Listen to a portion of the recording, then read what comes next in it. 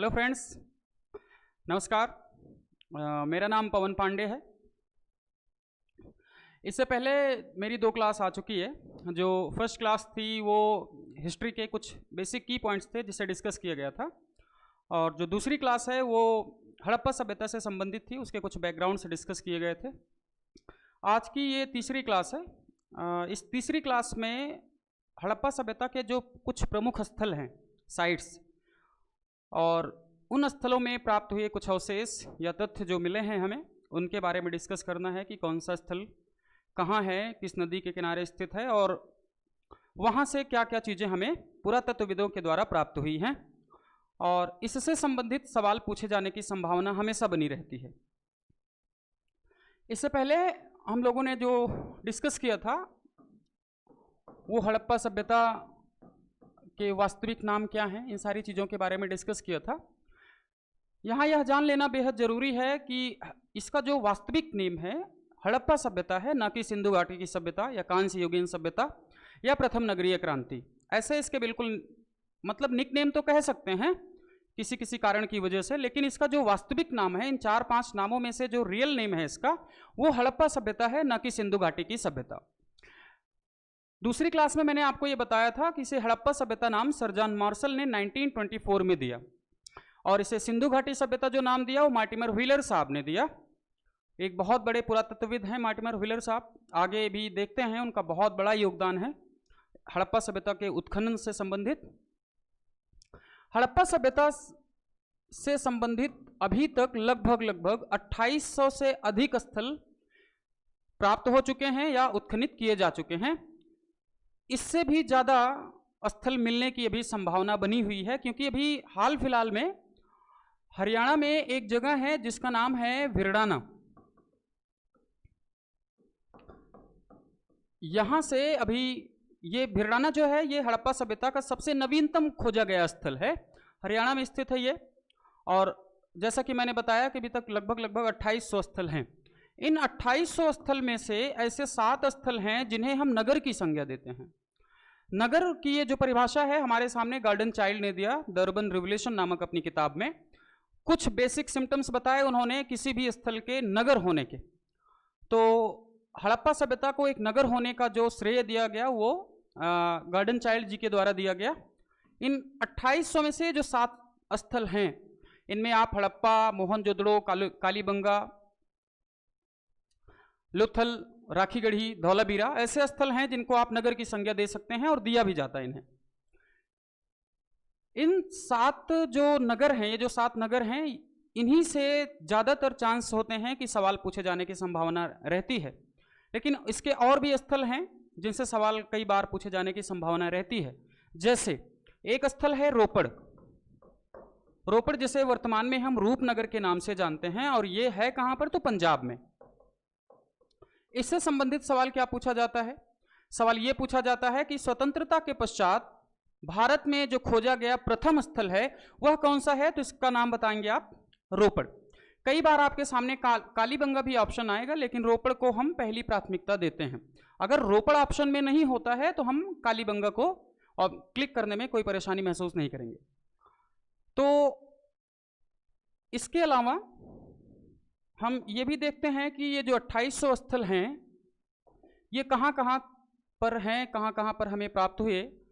तो ये 2800 स्थल जो हैं ये 3 देशों से प्राप्त हुए। एक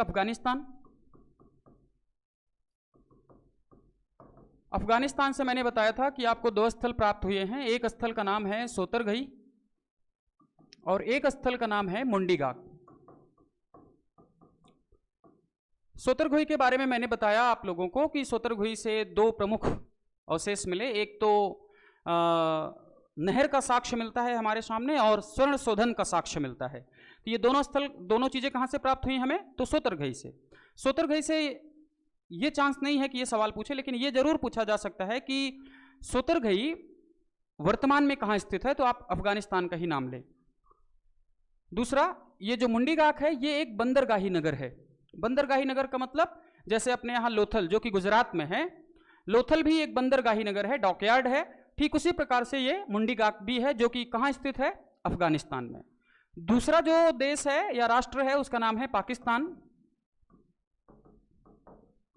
पाकिस्तान में भी हड़प्पा सभ्यता से संबंधित कई इंपॉर्टेंट साइट्स हैं जो विभाजन के पश्चात पाकिस्तान के पास चली गई। हड़प्पा, मोहनजोदड़ो, चन्हुदड़ो, इस तरह की जो इंपॉर्टेंट साइट्स थी वो वर्तमान में कहाँ है? पाकिस्तान में। तीसरा जो राष्ट्र है वो भारत, यानी कि अपना राष्ट्र। भारत से संबंधित सवाल ऐसे पूछे जा सकते हैं, अगर इन तीनों में पूछा जाए, इन तीन राष्ट्रों में पूछा जाए कि सर्वाधिक हड़प्पा सभ्यता के स्थल किस राष्ट्र में पाए गए, तो वो भारत है। सेकंड पोजीशन पे पाकिस्तान, थर्ड पोजीशन पे अफगानिस्तान। सवाल ऐसे पूछा जा सकता है कि भारत का वह कौन सा राज्य है जहां से सर्वाधिक हड़प्पा सभ्यता के स्थल प्राप्त हुए, तो वो राज्य है गुजरात। तो गुजरात एक ऐसा राज्य है हमारा जहां से हड़प्पा सभ्यता से संबंधित सर्वाधिक स्थल या सर्वाधिक साइट प्राप्त हुई। तो ये लगभग 2800 साइट हैं जो इन तीन राष्ट्रों से प्राप्त हुई हैं। तो इन्हीं से संबंधित जो इंपॉर्टेंट साइट्स हैं उन्हें आज हम थोड़ा सा डिस्कस करते हैं आप लोगों से। जो पहला इंपॉर्टेंट स्थल है उसका नाम है हड़प्पा।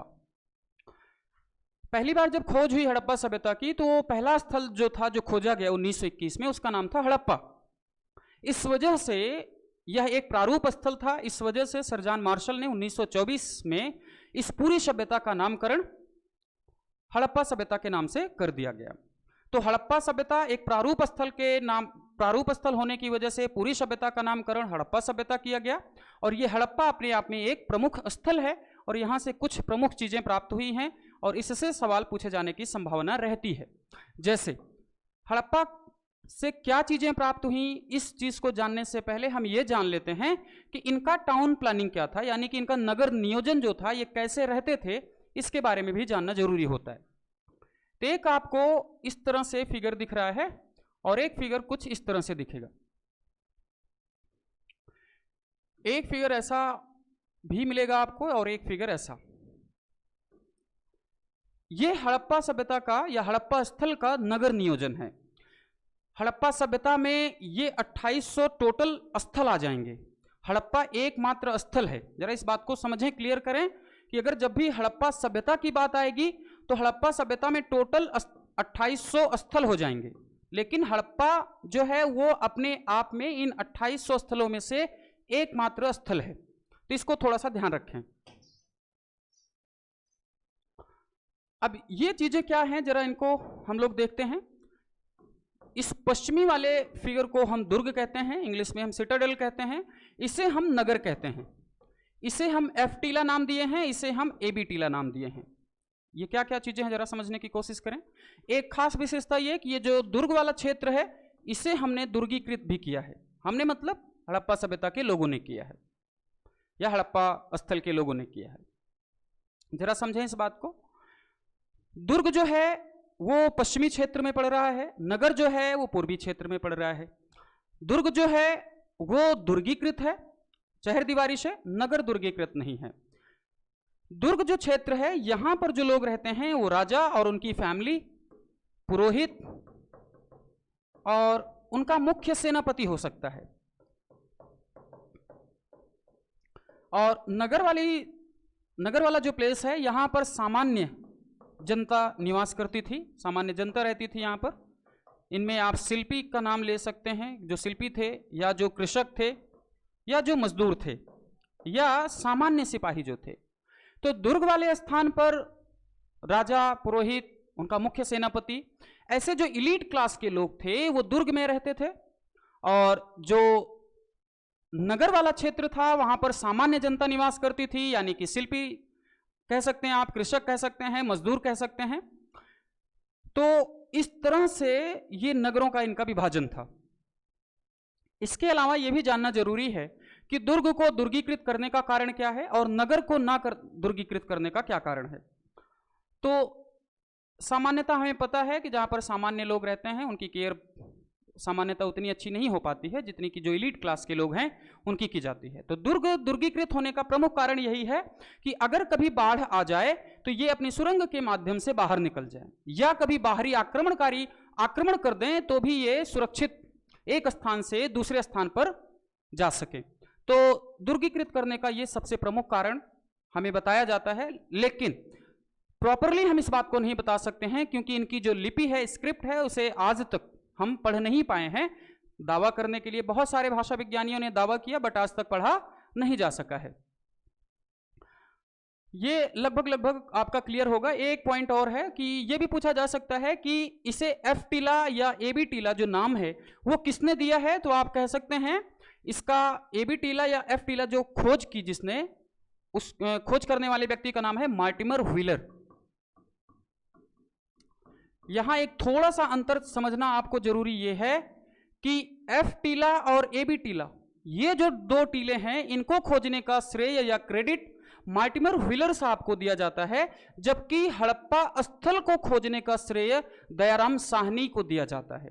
जॉन मार्शल निदेशक थे और खुदाईकर्ता कौन थे, तो दयाराम साहनी। अंतर इतना ही है कि ए बी टीला और एफ टीला किसने खोजा है, मार्टिमर व्हीलर साहब ने, और ए बी और एफ टीला नाम भी किसने दिया है, तो मार्टिमर व्हीलर साहब ने। लेकिन हड़प्पा स्थल की खोज किसने की है या खुदाई किसने की है, तो दयाराम साहनी जी ने की है। दयाराम साहनी जी के बारे में, मार्टिमर व्हीलर साहब के बारे में थोड़ा सा जानकारी जरूरी है कि इन्होंने हड़प्पा के बारे में एक नया शब्द दिया है हरियूपिया, और एक शब्द और बताया है पुरंदर।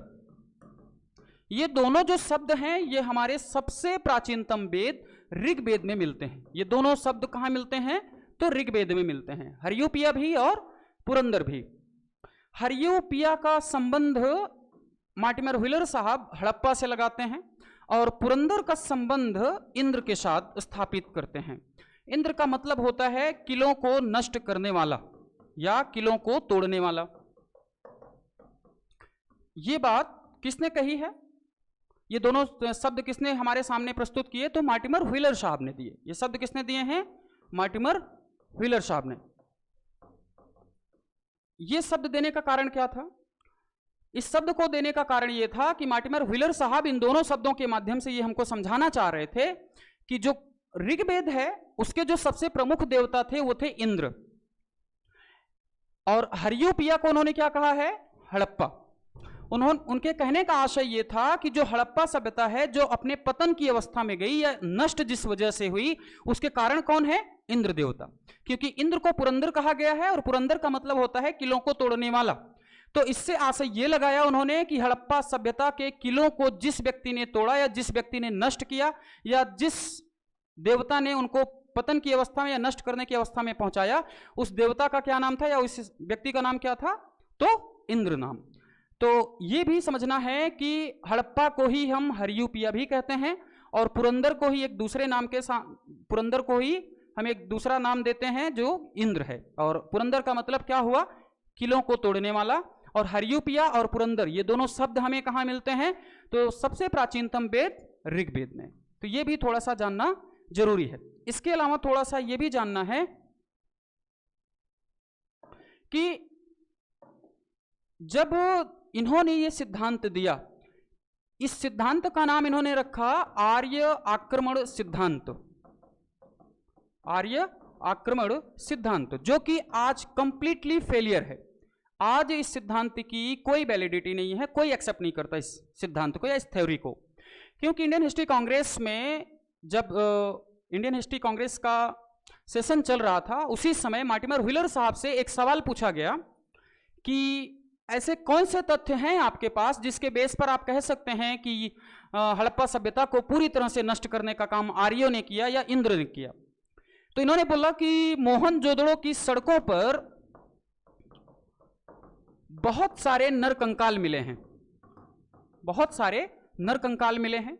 इन नरकंकालों की जब जांच की गई, खोजबीन की गई, पता किया गया, तो पता चला कि ये अधिकांशतः जो नरकंकाल थे वो भूमध्य सागरीय थे। और इतनी ही बात नहीं थी, नरकंकालों में 99% जो नरकंकाल थे वो टोटल भूमध्य सागरीय थे। दूसरी बात कि अगर आर्यों ने आक्रमण करके हड़प्पा सभ्यता को खत्म किया होता तो हड़प्पा सभ्यता के जो लोग थे वो शांतिप्रिय थे, उनके पास औजार थे नहीं, लेकिन आर्यों के पास अपने रथ होंगे, तलवार होंगे, कवच होंगे, तो युद्ध के दौरान ये सारे साक्ष्य क्यों नहीं मिले मोहनजोदड़ो की सड़कों से हमें? दूसरा, ये जो नरकंकाल मिले हैं, इन नरकंकालों के ऊपर यानी कि शरीर पर जो चोट या घाव के निशान हैं, वो घाव कुछ समय के बाद पश्चात भर चुके हैं, यानी कि एक पहले कभी घाव लगा होगा, बाद में वो घाव ठीक हुआ होगा, उसके बाद उस व्यक्ति की डेथ हुई होगी। तो ऐसे नरकंकाल हमारे पास मिले हैं। तो कई और ऐसे, जैसे KUR केनेडी साहब, ये अमेरिका के हैं। इन्होंने बताया कि मोहनजोदड़ो जो है वो मलेरिया की वजह से उसका पतन हुआ है। ये इसका बहुत प्रामाणिक साक्ष्य प्रस्तुत करते हैं, जो इस थ्योरी को नकारने के लिए बेहद काफी है। तो इस तरह से जब ये सारे तथ्य प्रस्तुत किए मार्टिमर व्हीलर साहब ने, तो उनसे ये सवाल भी किया गया कि मोहनजोदड़ो की जो सड़कें हैं, जहां पर आप नरकंकाल के इतने सारे बात कर रहे हैं, तो वहां पर भूमध्य सागरीय प्रजातियों के अलावा आर्यों के भी एक अवशेष क्यों नहीं प्राप्त हुए? क्या सिर्फ और सिर्फ भूमध्य सागरीय ही मारे गए? क्या एक भी आर्य आक्रमणकारी नहीं मारा गया होगा? मान लेते हैं कि वो आक्रमणकारी थे, युद्ध में प्रवीण थे और उनको ये लोग नहीं मार पाए होंगे, तो उनके जो औजार थे, हथियार थे, रथ थे, उनका साक्ष्य क्यों नहीं प्राप्त हुआ? तो जब ये क्रॉस क्वेश्चन मार्टिमर व्हीलर साहब से किया गया, तो वो इस क्रॉस क्वेश्चन का रिप्लाई नहीं कर पाए, जवाब नहीं दे पाए। इस वजह से इस आर्य आक्रमण सिद्धांत को पूरी तरह से रिजेक्ट कर दिया गया, नकार दिया गया। तो इस वजह से मार्टिमर व्हीलर साहब का नाम थोड़ा सा जरूरी हो जाता है। सवाल अगर आपसे कभी पूछ लिया जाए कि आर्य आक्रमण सिद्धांत किसने दिया, तो मार्टिमर व्हीलर साहब ने। हड़प्पा में AB टीला या F टीला किसने खोजा है, तो मार्टिमर व्हीलर साहब ने। और हरियोपिया शब्द ऋग्वेद से निकालकर उसका संबंध हड़प्पा से किसने स्थापित किया, तो भी मार्टिमर व्हीलर साहब ने। और पुरंदर का संबंध इंद्र के साथ स्थापित करने का श्रेय किसे दिया गया, तो भी मार्टिमर व्हीलर साहब को। इसके अलावा हम देखने की कोशिश करते हैं कुछ ऐसी चीजें जो हड़प्पा से हमें प्राप्त हुई हैं। हड़प्पा, इसके बारे में जानना है कि इसकी अगर आपसे सिर्फ खोज पूछ ली जाए कि इसकी खोज कब हुई, तो आप एक सिंपल सा आंसर करेंगे 1921। हाँ, ये डेट बेहद इंपॉर्टेंट है अपने आप में। मैंने बताया था कि बहुत ज़्यादा डेट याद करने की ज़रूरत नहीं पड़ती है हमें हिस्ट्री में। कुछ इंपॉर्टेंट डेट्स होती हैं जिन्हें थोड़ा सा ध्यान रखना जरूरी होता है। तो उनमें से ये एक इंपॉर्टेंट डेट है 1921। ये ध्यान में रखना जरूरी है कि हड़प्पा की खोज कब हुई है पहली बार, तो 1921 ईस्वी में। ठीक, इसके बाद अगर आपसे सवाल ये पूछ लिया जाए कि निदेशक कौन था, तो आप नाम लेंगे सर जॉन मार्शल का। और खुदाईकर्ता की बात कर ली जाए, अगर पूछा जाए कि खुदाईकर्ता कौन थे हड़प्पा स्थल के, तो इसमें 3 नामों का जिक्र करना बेहद जरूरी है। एक नाम है दयाराम साहनी, दूसरा नाम है माधव स्वरूप वत्स, और जो तीसरा नाम है वो है मार्टिमर व्हीलर। इनका भी नाम इसमें आता है। इन्होंने भी हड़प्पा स्थल को खोजने में इंपॉर्टेंट यानी कि प्रमुख भूमिका निभाई है। तो हड़प्पा सभ्यता से ये प्रमुख 3 चीजें प्राप्त हुई। वो ये कि इसकी खोज कब हुई, तो 1921 में। इसके निदेशक कौन थे, तो सर जॉन मार्शल साहब। खुदाईकर्ता कौन थे, तो ये 3 इंपॉर्टेंट लोग थे, दयाराम साहनी, माधव स्वरूप वत्स और मार्टिमर व्हीलर साहब। और कभी कभी आपसे नदी भी पूछी जा सकती है कि नदी कौन सी थी, तो आप बताएंगे कि यानी कि हड़प्पा जो स्थल है वो किस नदी के किनारे स्थित है, तो नदी का नाम है रावी नदी। और इसी रावी नदी को हम ऋग्वेद में परुषणी नदी के नाम से भी जानते हैं। इंपॉर्टेंट नाम है। रावी नदी को किस नाम से जानते हैं ऋग्वेद में, तो परुषणी नदी के नाम से जानते हैं। इस नदी के किनारे एक इंपॉर्टेंट युद्ध हुआ है, इसे भी जानना थोड़ा सा जरूरी है। वो युद्ध कौन सा है, तो दशराग्य युद्ध है। दशराग्य युद्ध ऋग्वेद के 7वें मंडल में इसका वर्णन मिलता है। ऋग्वेद का जो 7वां मंडल है उसमें इस युद्ध का वर्णन मिलता है, दशराग्य युद्ध का। ठीक, तो ऐसे सवाल जब वैदिक कल्चर पढ़ेंगे आप, तब इसमें ये सारी चीजें डिटेल से आपको बताई जाएंगी कि रावी नदी का उल्लेख कितनी बार हुआ है और दशराग्य युद्ध किन किन लोगों के बीच में हुआ, किस नदी के किनारे हुआ ये युद्ध, तो ये आपको पता चला। या किन किन लोगों के बीच में हुआ, कौन कौन से पुरोहित किस किस तरफ से थे, राजा कौन से थे, विजय किसकी प्राप्त हुई, तो ये जब आप वैदिक कल्चर पढ़ रहे होंगे तो आपसे ये क्लियर हो जाएगा। इसके अलावा जो चीज है आपको जाननी है हड़प्पा स्थल से संबंधित, वो ये कि यहां से वो प्रमुख वस्तुएं कौन सी हैं जो प्राप्त हुई हैं, तो इसको ध्यान से देखते हैं हम लोग। अब इससे सवाल पूछे जाने की संभावना हमेशा रहती है। प्रमुख वस्तुएं,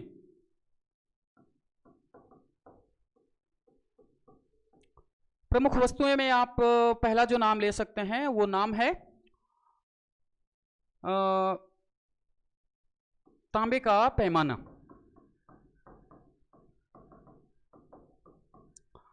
और दूसरा जो है वो तांबे का दर्पण, और तीसरा जो है एक स्त्री है, इसके गर्भ से एक पौधा निकलता हुआ दिखाई दे रहा है और जिसकी तुलना पृथ्वी देवी के साथ की जा रही है। क्या मतलब, एक मुहर प्राप्त हुई, उस मुहर पर एक स्त्री की प्रतिमा बनी हुई है, उस स्त्री के गर्भ से एक पौधा निकलता हुआ दिखाई दे रहा है और बहुत सारे पुरातत्वविदों ने इस प्रतिमा की तुलना किसके साथ की, तो पृथ्वी देवी के साथ। तो आपसे सवाल पूछा जा सकता है कि हड़प्पा सभ्यता का ऐसा कौन सा स्थल है जहां से पृथ्वी देवी का साक्ष्य मिलता है, या एक ऐसी मुहर जिससे जिस स्त्री के गर्भ से पौधा निकलता हुआ दिखाई दे रहा है, ऐसी प्रतिमा कहां से प्राप्त होती है, तो हड़प्पा से प्राप्त होती है। इसके अलावा अन्नागार मिला हुआ है यहां से। अन्नागार का मतलब ये होता है कि सरप्लस प्रोडक्शन, यानी कि जब व्यक्ति जरूरत से ज्यादा उत्पादित कर ले या प्रोडक्शन कर ले तब उस व्यक्ति को अन्नागार की जरूरत पड़ती है। तो अन्नागार हड़प्पा से भी मिला है और मोहनजोदाड़ो से भी मिला हुआ है। इसके अलावा एक मनुष्य की मूर्ति मिली हुई है, बहुत ही गठीला बदन है उसका। अगर ऐसा सवाल पूछा जाए तो भी वो ये मनुष्य की मूर्ति है जो श्रेष्ठव शरीर से युक्त है, तो वो कहाँ से प्राप्त हुई, तो भी हड़प्पा से ही प्राप्त हुई है। इसके अलावा एक R37 नाम की कब्र पाई गई है जो कि देवदार लकड़ी से निर्मित है। R37 कब्र बहुत इंपॉर्टेंट है, एक दो बार सवाल में पूछा भी गया है कि R37 जो कब्र है वो हड़प्पा सभ्यता के किस स्थल से प्राप्त हुई, तो हड़प्पा से ही। एक इंपॉर्टेंट और है यहाँ पर एक दो सब चीजें, वो ये कि सर्वाधिक अभिलेखीय मुहर कहां से प्राप्त हुई, तो भी हड़प्पा से ही प्राप्त हुई है। सर्वाधिक अभिलेखीय जो मुहर है वो भी कहां से मिली, तो हड़प्पा से ही मिली। और यहां से तांबे का एक कारखाना मिला है, ये भी सवाल पूछा गया है। तांबे के जो उपकरण होते हैं उनको बनाने का जो कारखाना है वो कहां से प्राप्त हुआ है, तो भी हड़प्पा से ही प्राप्त हुआ है। इसके अलावा एक चीज और आपको देखनी है, वो ये कि यहां पर अगर आपको हड़प्पा देखना हो कि हड़प्पा जो है वो वर्तमान में कहां स्थित है, तो उसमें एक पॉइंट ये छूट गया था। ये वर्तमान में पंजाब में स्थित है। पंजाब यानी कि पाकिस्तान, और पाकिस्तान का वो जिला कौन सा है, तो मांटगोमरी जिला। मांटगोमरी जिला, या जिसे हम वर्तमान में साहिवाल भी कहते हैं। तो ये एक तथ्य है जो मिस हुआ था, इसको भी थोड़ा सा ध्यान में रखेंगे आप लोग कि हड़प्पा जो स्थल है ये वर्तमान में कहाँ स्थित है, तो वर्तमान में पाकिस्तान के पंजाब प्रांत में स्थित है और जिला जो है वो मांटगोमरी जिला, जिसका वर्तमान में जो नाम है वो साहिवाल है। तो हड़प्पा सभ्यता के इस हड़प्पा स्थल से इतनी प्रमुख चीजें थी जो हमें देखने को मिली। इसके बाद जो सबसे इंपॉर्टेंट स्थल है, हड़प्पा से भी ज्यादा इंपॉर्टेंट स्थल है, वो कौन सा है, मोहनजोदाड़ो। मोहनजोदाड़ो भी वर्तमान में पाकिस्तान में ही है, लेकिन प्रांत अलग है। मोहनजोदड़ो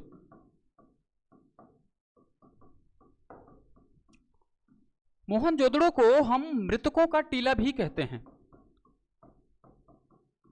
मृतकों का टीला भी कहते हैं। मोहनजोदड़ो का जो टाउन प्लानिंग है वो एज इट इज, जैसे कि हड़प्पा सभ्यता का टाउन प्लानिंग है, ठीक उसी प्रकार का टाउन प्लानिंग या नगर नियोजन जो है वो मोहनजोदड़ो का भी है।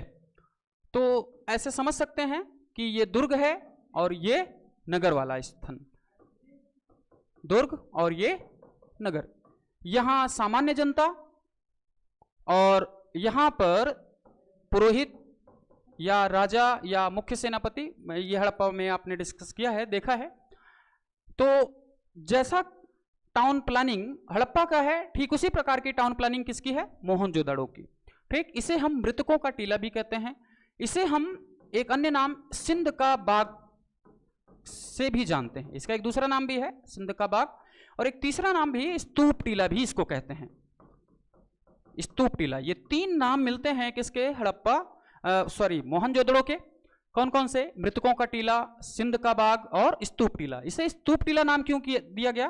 क्योंकि यहां से कनिष्क द्वारा निर्मित एक स्तूप मिला, इस वजह से मोहनजोदड़ो को हमने एक दूसरा नाम दिया, स्तूप टीला। ठीक, इसके बाद आगे की जो क्लास होगी वो फिर से कंटिन्यू करेंगे। इसके आगे जैसे ही इंपॉर्टेंट इसमें जो छूट रहा है वो ये कि इसके जो प्रमुख वस्तुएं हैं, जो चीजें यहां से प्राप्त हुई हैं, वो चीजें अगली क्लास में आपको बताई जाएंगी। थैंक यू, धन्यवाद।